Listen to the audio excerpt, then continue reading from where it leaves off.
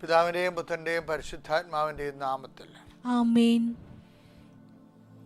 പ്രിയപ്പെട്ടവരെ, ഇന്ന് ഡിസംബർ 11 ബുധനാഴ്ച എല്ലാവരെയും കർത്താവിൻ്റെ ഹൃദയത്തിലേക്ക്, ദൈവസ്നേഹത്തിലേക്ക് ക്ഷണിക്കുന്നു. ദൈവം നിങ്ങളെ അനുഗ്രഹിക്കട്ടെ. പ്രാർത്ഥിക്കാം. അമ്മേ പരിശുദ്ധ അമ്മേ, അമ്മേ പരിശുദ്ധ അമ്മേ, ദൈവമാതാവേ, ദൈവമാതാവേ, അന്ന് അങ്ങ് കൃപാസനത്തിൽ പ്രത്യക്ഷപ്പെട്ട് വരാൻ പോകുന്ന മഹാദുരന്തത്തിൽ നിന്ന് രക്ഷപ്പെടാനും എല്ലാവർക്കും വേണ്ടി പ്രാർത്ഥിക്കുവാനും ആവശ്യപ്പെട്ടിട്ട് 20 വർഷം തികയുന്ന ഈ വേളയിൽ കൃപാസനത്തിലൂടെ ഞങ്ങൾക്കും ഈ ദേശത്തിനും അങ്ങ് മധ്യസ്ഥം തേടി തന്ന എല്ലാ അനുഗ്രഹങ്ങൾക്കും കൃപകൾക്കും ഞങ്ങളിപ്പോൾ ഹൃദയം നിറഞ്ഞ നന്ദി പറയുന്നു. അമ്മേ പരിശുദ്ധ അമ്മേ, ജപമാല മാതാവേ, സകല കൃപാസനം പ്രാർത്ഥനയോടും ചേർത്ത് ഞങ്ങളിപ്പോൾ പ്രാർത്ഥിക്കുന്ന ഈ കുടുംബത്തിന്റെ പ്രത്യേക നിയോഗം. മക്കളെ,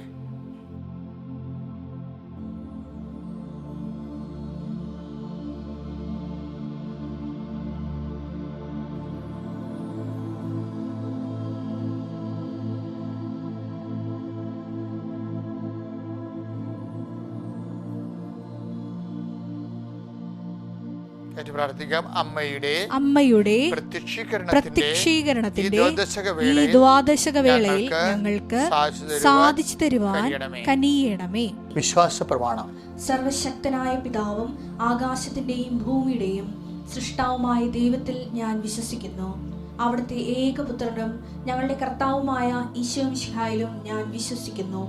ഈ പുത്രൻ പരിശുദ്ധാത്മാവിനാൽ ഗർഭസ്ഥനായി കന്യകാമറിയത്തിൽ നിന്ന് പിറന്ന് പൊന്തിയോസ് പീലാത്തോസിന്റെ കാലത്ത് പീഡകൾ സഹിച്ച് കുരിശിൽ തറയ്ക്കപ്പെട്ട് മരിച്ച് അടക്കപ്പെട്ട് പാതാളങ്ങളിൽ ഇറങ്ങി മരിച്ചവരുടെ ഇടയിൽ നിന്ന് 3-ാം നാൾ ഉയർത്ത് സ്വർഗത്തിലേക്ക് എഴുന്നള്ളി സർവശക്തിയുള്ള പിതാവായ ദൈവത്തിന്റെ വലതുഭാഗത്തിരിക്കുന്നു. അവിടെ നിന്ന് ജീവിക്കുന്നവരെയും മരിച്ചവരെയും വിധിക്കുവാൻ വരുമെന്നും ഞാൻ വിശ്വസിക്കുന്നു. പരിശുദ്ധാത്മാവിലും ഞാൻ വിശ്വസിക്കുന്നു. വിശുദ്ധ കത്തോലിക്കാ സഭയിലും പുണ്യവാന്മാരുടെ ഐക്യത്തിലും പാപങ്ങളുടെ മോചനത്തിലും ശരീരത്തിന്റെ ഉയർപ്പിലും നിത്യമായ ജീവിതത്തിലും ഞാൻ വിശ്വസിക്കുന്നു. ആമേൻ. സുഖസ്ഥനായ ഞങ്ങളുടെ പിതാവേ, അങ്ങയുടെ നാമം പൂജിതമാകണമേ. അങ്ങയുടെ രാജ്യം വരണമേ. അങ്ങയുടെ തിരുമനസ് സ്വർഗത്തിലെ പോലെ ഭൂമിയിലും ആകണമേ. അന്നു വേണ്ടുന്ന ആഹാരം ഇന്ന് ഞങ്ങൾക്ക് തരണമേ. ഞങ്ങളോട് തെറ്റ് ചെയ്യുന്നവരോട് ഞങ്ങൾ ക്ഷമിക്കുന്നത് പോലെ ഞങ്ങളുടെ തെറ്റുകൾ ഞങ്ങളോടും ക്ഷമിക്കണമേ. ഞങ്ങളെ പ്രലോഭനത്തിൽ ഉൾപ്പെടുത്തരുതേ, തിന്മയിൽ ഞങ്ങൾ രക്ഷിക്കണമേ. ആമേൻ. നന്മ നിറഞ്ഞ മറിയമേ, സ്വസ്തി. കർത്താവ് അങ്ങയുടെ കൂടെ സ്ത്രീകളിൽ അങ്ങ് അനുഗ്രഹിക്കപ്പെട്ടവളാകുന്നു. അങ്ങയുടെ ഉദരത്തിൻ ഫലമായി ഈശോ അനുഗ്രഹിക്കപ്പെട്ടവനാകുന്നു. പരിശുദ്ധ മറിയമേ, തമ്പുരാന്റെ അമ്മേ, പാപികളായ ഞങ്ങൾക്ക് വേണ്ടി ഇപ്പോഴും ഞങ്ങളുടെ മരണസമയത്തും തമ്പുരാനോട് അപേക്ഷിക്കണമേ. ആമേൻ. ഇതിന് 3 ഭാഗങ്ങളാണുള്ളത്, നിങ്ങൾക്കറിയാമല്ലോ അല്ലേ? ആദ്യമുള്ളത് പ്രത്യക്ഷീകരണ പ്രാർത്ഥന, പിന്നെ ഉള്ളത് അനുദിന അനുഗ്രഹ പ്രാർത്ഥന, ഏറ്റവും അവസാനം ഡെയിലി ബ്രെഡ്. അങ്ങനെയാണ് നമ്മൾ ശുശ്രൂഷകൾ പോകുന്നത്. ഈ പ്രാർത്ഥന കഴിഞ്ഞ് നിങ്ങൾ പോയി പല്ലുതേക്കണം, കുളിച്ച് റെഡിയായി നിങ്ങൾ ശുശ്രൂഷയിലേക്ക് പോകണം. ഇത് ബെഡിൽ എഴുന്നേറ്റ് പ്രാർത്ഥിക്കേണ്ടതാണ്. ചിലരൊക്കെ നേരത്തെ എഴുന്നേക്കും, 4 മണിക്ക് എഴുന്നേറ്റ് റെഡിയാണ്. പിള്ളേരൊക്കെ ഉണ്ടെങ്കിൽ 3 മണിക്ക് പഠിക്കാൻ തുടങ്ങിയിട്ട് 5:30 എഴുന്നേക്കുന്നുണ്ട്. എന്തും ആകട്ടെ, കർത്താവ് നിങ്ങൾ അനുഗ്രഹിക്കട്ടെ. ഈ ഒരു അവസരം നിങ്ങളെ പ്രയോജനപ്പെടുന്നതിലേക്ക് ഭയങ്കര സന്തോഷമുണ്ട്. പക്ഷേ ഇത് ഷെയർ ചെയ്യണം. Okay, let us come to prayer. കർത്താവിൻ്റെ ഉന്നതമായ നാമത്തിന് സ്വസ്ഥത ചെയ്യുന്നു. അങ്ങയുടെ മക്കളെ നിന്റെ വിശുദ്ധമായ രക്തത്താൽ വീണ്ടെടുത്ത് അതിൻ്റെ അവകാശം ഓഹരിയുമായിരുന്ന മക്കളോട് നിന്റെ പഞ്ചക്ഷതങ്ങളെ ഓർത്തുകൊണ്ട് കണ്ണ തോന്നണമെന്ന് അങ്ങയുടെ പൗരോഹിത്യത്തിൻ്റെ യോഗ്യതയാൽ പ്രാർത്ഥിക്കുന്നു. കർത്താവിൻ്റെ കരുണ നിന്നെ ആവശ്യിക്കട്ടെ. ഈശോ, നിന്റെ മുൾക്കിടന്ന് ഒഴുകുന്ന വിശുദ്ധമായ രക്തത്തെ ഞങ്ങൾ ധ്യാനിക്കുകയും കുമ്പിട്ട് ആരാധിക്കുകയും ചെയ്യുന്നു. ആ വിശുദ്ധമായ രക്തം രോഗികളുടെ മേൽ ഇപ്പോൾ വീഴ്ത്തണമെന്ന് പ്രാർത്ഥിക്കുന്നു. നിരാത്മീയമായ രക്തം അങ്ങയുടെ മക്കളിലേക്ക് വീഴട്ടെ കർത്താവേ.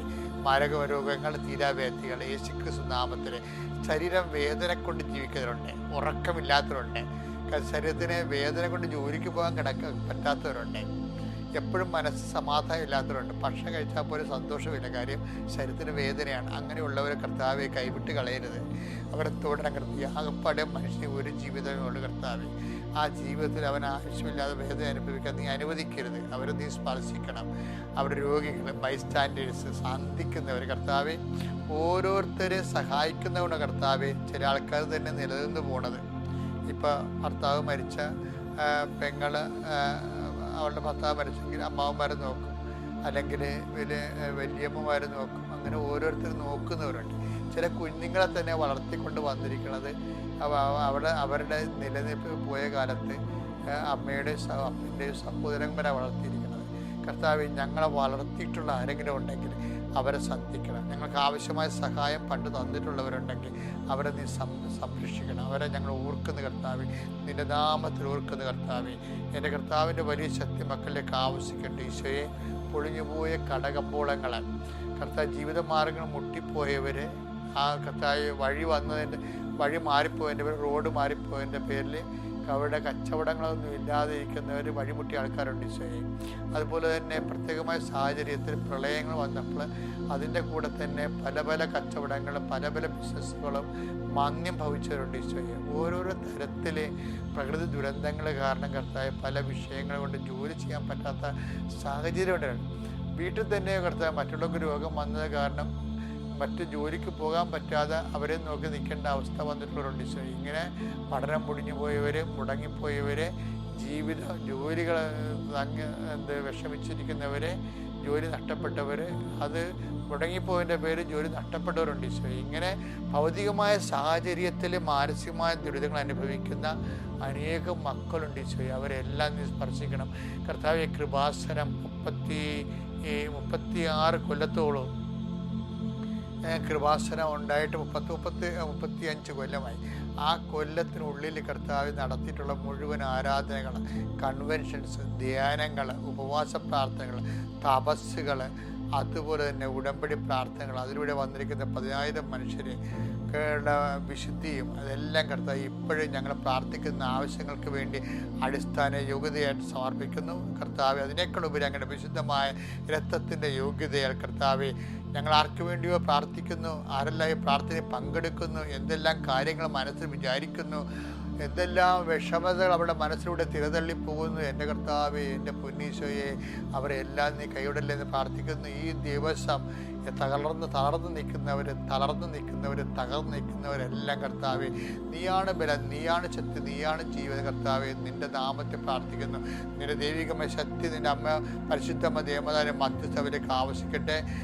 ഓരോ വീടിനെക്കുറിച്ച് വേഗലപ്പെടുന്നവർ, മക്കളെക്കുറിച്ച് വേഗലപ്പെടുന്നവർ, ജോലിയില്ലാത്തതിനെക്കുറിച്ച് വേഗലപ്പെടുന്നവർ, പലതരത്തിലുള്ള കേസ് കൊടുക്കുമോ, കേസാകുമോ, കേസ് തോക്കുമോ, അകത്ത് പോകുമോ എന്നൊക്കെ ഓർത്ത് വിഷമിക്കുന്നവർ, ജയിലിൽ കിടക്കുന്നവരൊക്കെ ഓർത്ത് വേദനിക്കുന്നവർ എല്ലാവരെയും കർത്താവേ നിന്റെ നാമത്തിൽ പ്രാർത്ഥിക്കുന്നു. ഈശോയെ, കഴുത്ത് കുറുകിപ്പോയൊരു കുഞ്ഞിനെ കാണിക്കുന്നുണ്ട്. അവൻ ജന്മന അങ്ങനെയാണ്. അവനെ ഓർത്ത് വേദനിക്കുന്ന മാതാപിതാക്കന്മാരെ ഓർത്ത് പ്രാർത്ഥിക്കുന്നു.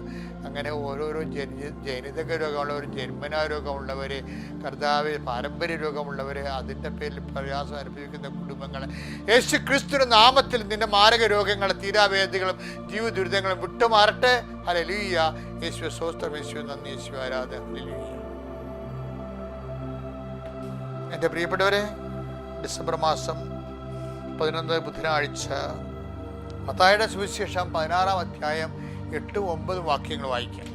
യേശു ഇതറിഞ്ഞ് അവരോട് ചോദിച്ചു, അല്പവിശ്വാസികളെ, അപ്പം ഇല്ലാത്തതിനെ പറ്റി നിങ്ങൾ പരസ്പരം സംസാരിക്കുന്നതെന്തിന്?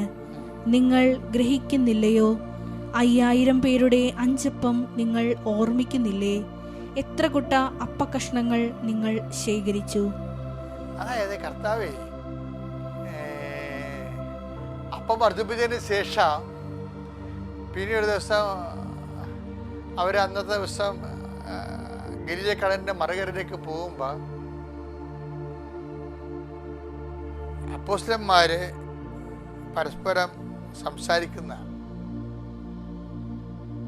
അങ്ങനെ സംസാരിക്കാൻ കാര്യം എന്താ? കർത്താവ് അവരോട് പറഞ്ഞ്, ഫരിസേയന്മാരുടെ പുളിമാവിനെ കുറിച്ച് നിങ്ങൾക്ക് കരുതൽ വേണമെന്ന് പറഞ്ഞു. പുളിമാവെന്ന് പറയുമ്പോൾ അവർക്ക് മാവെന്ന് വെച്ചാൽ പൊടി. അപ്പോൾ പുളിച്ച അപ്പത്തിൻ്റെ പൊടിയെക്കുറിച്ചാണ് ഈ പറയണത് എന്ന് വിചാരിച്ചുകൊണ്ടേ ഇവർ പറയും നമ്മൾ അപ്പം എടുക്കാത്തത് കൊണ്ടായിരിക്കും ചിലപ്പോൾ ഇങ്ങനെ പറയണം. ഭയങ്കര രസമാണ് കർത്താവിൻ്റെ ഈ പെഡഗോജി എന്ന് വെച്ചാൽ കർത്താവിൻ്റെ പഠനത്തിൻ്റെ രീതികളിൽ അപ്പോസ്തലന്മാരുടെ റെസ്പോൺസ് ഭയങ്കര സർക്കാസ്റ്റിക്കാണ്. അപ്പോൾ ഈശോ പരിസയുടെ വേദപ്രബോധനത്തെക്കുറിച്ചാണ് പറയണത്. ഇവർക്ക് മനസ്സിലായില്ലേ, ഇവർ അപ്പം എടുക്കാതെ ഇവർ തമ്മിൽ തർക്കിക്കുകയാണ്. കണ്ട, ഞാൻ പറഞ്ഞതല്ലേ അപ്പോഴും അപ്പം എടുക്കണമെന്ന് പറഞ്ഞതല്ലേ, അപ്പം വർദ്ധിപ്പിച്ച് ഇതുമാത്രം അപ്പം ഉണ്ടായതാണ് എടുക്കാത്തത്. അപ്പം നമുക്ക് വേണ്ടി അപ്പം എടുക്കേണ്ടതല്ലേ, ഞാൻ നീ എടുക്കുമെന്ന് ഞാൻ വിചാരിച്ച ഇവർ ചുമ്മാ ഈ അപ്പത്തിൻ്റെ കാര്യം പറഞ്ഞിരിക്കുകയാണ്. അപ്പോൾ ഈശോ പറഞ്ഞു what nonsense you are talking. കർത്താവ് ചിരിച്ച് കാണും, പക്ഷെ കർത്താവ് ചിരിച്ചൊന്നും ബൈബിൾ എഴുതിയിട്ടില്ല. ചിരിക്കാനുള്ള വകുപ്പോടുണ്ട്. എന്താ കാര്യം വെച്ച് കഴിഞ്ഞാൽ കർത്താവ് പറഞ്ഞത് എന്ത്, കർത്താവ് മോരെന്ന് പറഞ്ഞു ഇവർ മുതിരെന്ന് കേട്ട അവസ്ഥയാണ് ഇപ്പോൾ ഉള്ളത്. അപ്പോൾ അതുപോലെ വന്നിരിക്കുന്ന കൺഫ്യൂഷൻ പറഞ്ഞു, മക്കളെ നിങ്ങൾ എന്തിനാണ് ഇങ്ങനെ അപ്പത്തിൻ്റെ കാര്യം പറഞ്ഞു? ഇപ്പം നിങ്ങൾ അപ്പം എടുത്തിട്ടില്ലെന്ന് വിചാരിച്ചു, ഞാനായിട്ട് ഇപ്പോഴേക്കിടെ കൂടാ. അപ്പോൾ എനിക്കെന്തെങ്കിലും ഒരു പരിഹാരം ചെയ്യാൻ കഴിയുമല്ലോ. അത് നിങ്ങളെന്ത് വിശ്വസിക്കാത്തത്? ഈ ഇന്നത്തെ കാലത്ത് വിശ്വസിക്കാനാണ് നിങ്ങളെ? അല്ലെങ്കിൽ തന്നെ കഴിഞ്ഞ കാലങ്ങൾ ഓർക്കണ്ടേ? കഴിഞ്ഞ കാലങ്ങളിൽ 5000 പേരുടെ 5 അപ്പത്തെക്കുറിച്ച് ഓർക്കണില്ലേ? 4000 പേരുടെ 7 അപ്പത്തെക്കുറിച്ച് ഓർക്കണില്ലേ?